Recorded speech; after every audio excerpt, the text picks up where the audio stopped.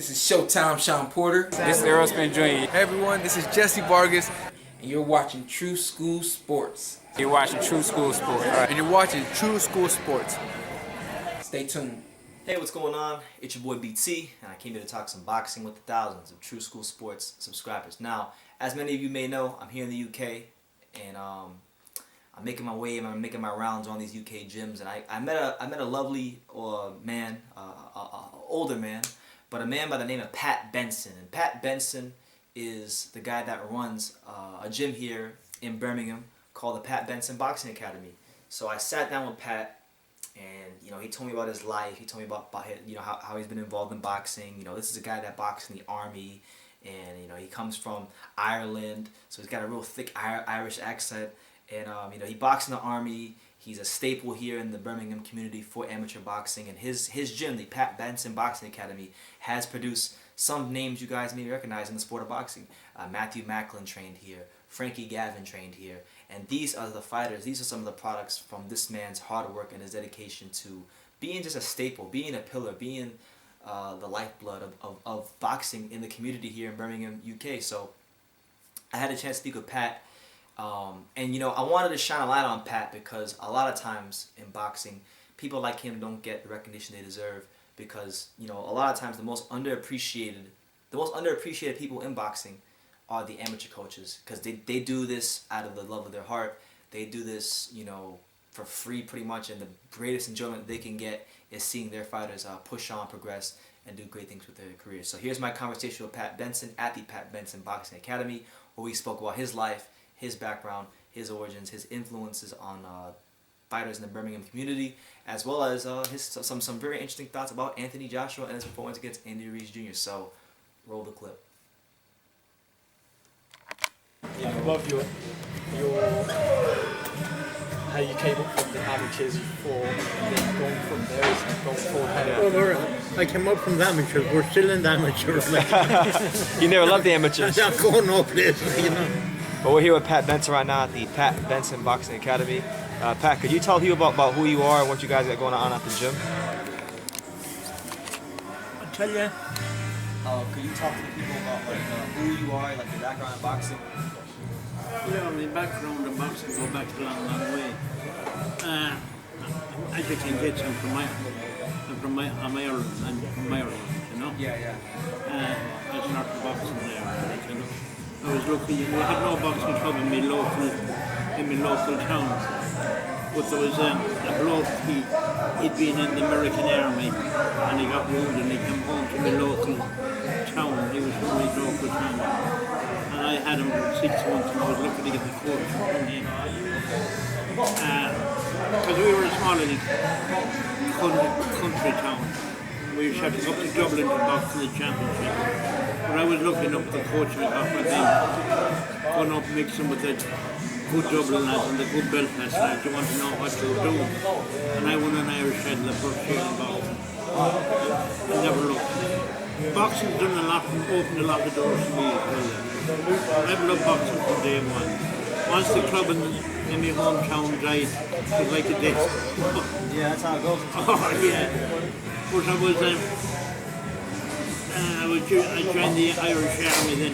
My dad was a sergeant in the Irish Army, so I joined the Irish Army. And again, boxing. First year I won an army title. Okay. I beat the company sergeant. And, wow. And the bloke said, that was a sad day for you. But it was the best thing ever, and he couldn't do enough for me after that. Yeah, put you in the doghouse pretty much. Well, that's what I was. I didn't know he was a sergeant going in with him, or I'd have taken it easy, But anyway, the best thing that ever happened, he couldn't do enough for me after that. Then I won an Irish title in the army, so went on from there, That was boxing helping me again, So I'm not trying to thank boxing for it, Yeah. I came over to England then, myself and the wife came together. She was my girlfriend that time. And again, luck again, because her dad Our dad used to say to us, "Be a sad day when you two go back to John Bull's country." That's John Bull's country here, like. Yeah, yeah. But it wasn't. It was absolutely brilliant, like, you know. Getting straight into boxing, like, you know. I met probably the best friend I have in boxing, like, but he coaches another club, Okay. known as Birmingham City. Frank Sullivan, he's a well-known character in boxing, and I learned most of my coaching through him, you know. Okay. And that started him from there then. How many amateur fights did you have? Oh, I must have had about 300 fights. Wow. Okay. A lot of fights. Well, I was used to box in the army twice a week sometimes, you know. Yeah. And it was brilliant, like, because when you boxed, you got the next day off, like, you know. Couldn't go wrong. Yeah. And again, I was so lucky. The only trouble with them, the only trouble in the army is you weren't too well fed. But again, pure luck. My stepmother was a cook housekeeper, Oh man. so you can guess the rest. So you just lucked out a lot. Oh, I had to watch me weight, which you usually don't have to do in the army, like, you know. Yeah, In boxing and luck, like, you know. yeah. Well, now you're here at the Pat Benson Boxing Academy, and you're like a very important person as far as the amateur boxing scene out here. Well, there's only ever been one world amateur boxing champion. I'm talking about amateur champion now. There's only ever been one world amateur champion from Great Britain. And the kid I had here, like. Okay. Who was it? Frankie Gavin. Frankie Gavin. Yeah. You probably heard the name. Yeah, he fought Kell Brook and fought a couple other guys. If he let himself go a bit, like, you know. He couldn't take 2 pounds out to make weight. But that was Frankie, like, you know. He threw it all away in the sense he's still boxing, I know. but he hasn't got the money he should have made. You know. But anyway, guys just love coming in here telling me, "Oh, was it Frankie last night? He was on the pitch." You know, they love telling me. Yeah. And I hate that, you know. But they love telling you that, like, you know. If he watched himself and settled down, he'd have made a lot of money. Another one of my lads, Macklin, Yeah. he was quite good. I had him from a 9-year-old. I used to work for his dad, so I had him from a 9-year-old. But he went on to fight for a world title. He didn't win it, but Yeah, he fought Golovkin. he fought a German in Germany. You don't win them fights, like, you know. But he was very good.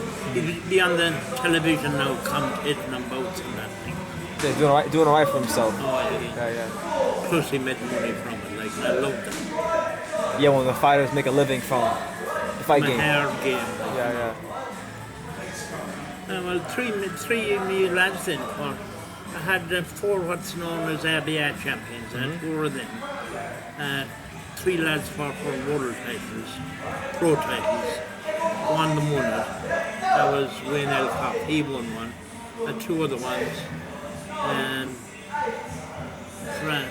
Which was his name? I forget to have the blinking many of them. Or Young Ramsey and Macklin. Okay. They fought for world titles and lost, but Elcock won a title, like, you know. Yeah. That's it, like, you know. Had some great lads over the years. Every title that can be won in British boxing we won here. Plus I won 3 ABI titles with them. And plus Irish titles. I won 3 Irish titles as well with my lads, like, you know. That's the guy that was talking, you know, in the bottom of that. See the 5th anniversary. Yeah. That's myself and Sean Coogan on that one. Yeah, we just met Sean. Lovely guy. But I brought him up there and he won the same title as I won myself. Okay. And my name, both our names was on the cup, so we had a couple of good nights with that Absolutely. when we got back here, like, you know. Yeah. A lot of like boxing coaches and the amateurs and the pros, they have their own like philosophies towards boxing. Like, what would you say your boxing philosophy is? For success, you mean? Yeah, for success, to progress and be successful in the sport. Oh, you got to be dedicated. Any place, no matter how good you are, without dedication, you get boxing. You know? Yeah. You got to have the dedication to put into it. I keep telling them when you come into a place, I say, Because this is a good club, like, and it is now. Yeah. It's only since the grandson took over that it's really boomed, like, you know. Because I ran it for 50 years. I could just about answer the phone, you know. He's on computers and all the rest of it. Which is essential now, like, if you haven't got that, you're going nowhere. Yeah. That's him in there, he's on the phone On the now. phone, yeah. And he's got a business degree from the uni, like, you know. Okay. And that does help, you know. So she's crafty on it. The only downside of the whole lot was himself boxing, because he was an a good lad. He won a British, he boxed for Young England, Okay. going good. Down there, sparring on that, dislocated his shoulder. And then back in 7 months' time, looking good again. 1-2 fights, same story, dislocated his shoulder again. So That's just that now. your answer to that question was just be dedicated to the sport. You got to be dedicated to get any place. No matter what talent you have, for no place, and it's the dedication to it. Yeah. It's as simple as that. I've had some of the best lads I've ever had that never went to school. Well, probably the best lad I ever had. He fell out with a girlfriend and he punched his hand into the triple glazed door. Put his fingers in his hands. Okay. Alright. Yeah. Every time I see him now, all he does is he knows what he's doing. Yeah. And I know. Because he just over there hurting himself. He was the best the whole lot. And plus, Who are we talking about again? Who are you speaking about right now? I don't want to say his name. Okay, alright. Don't want you would. He's got enough work already. Yeah, you don't want to embarrass him. Well, Okay. it's not so much that it breaks his anyway. This is Chick Shane Mosley, and you're watching True School Sports.